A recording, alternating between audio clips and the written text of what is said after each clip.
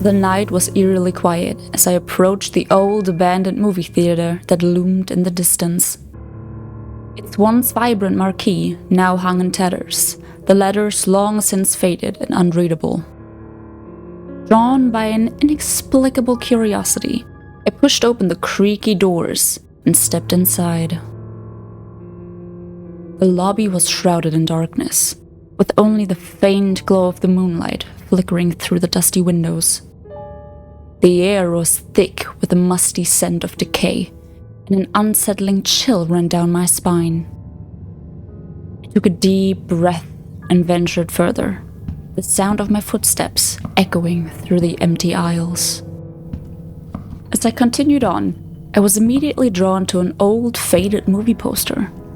The title, The Bloody Mary Chronicles, was elegantly scripted in vintage Hollywood-style lettering.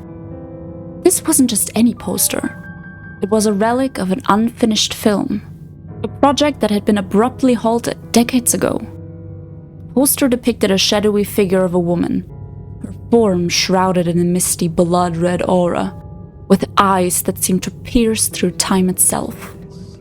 As I stood there, transfixed by the eerie image, the echoes and whispers around me intensified. It was as if the very walls of the theater were trying to tell the story of this ill-fated production, a tale of cinematic ambition forever left incomplete. Walking towards the main theater, I could hear the unearthly echoes of the movie that was never filmed. The disembodied voices and haunting melodies seemed to come from all directions, filling the cavernous space with an otherworldly presence.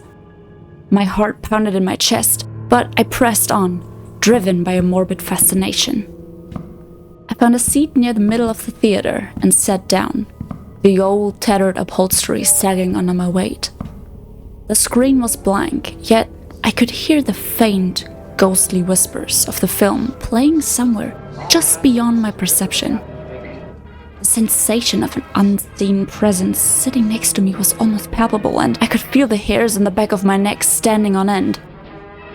As I stared at the empty screen, the sound of eerie whispering began to emanate from behind it. I turned my head slowly, my eyes straining to see through the darkness. There, in the shadows, I caught a glimpse of a ghostly figure. An actress, her ethereal form flickering like a faded apparition. She moved gracefully, as if performing scenes from a long-lost film, the lips mouthing words that I could barely hear. The echoes of her voice filled the theater, a haunting melody of lines that were never delivered. I could see the anguish in her eyes, the desperation of a starlet whose dreams were cut short. It was said that she had died tragically during the production, and the movie shoot had to be stopped.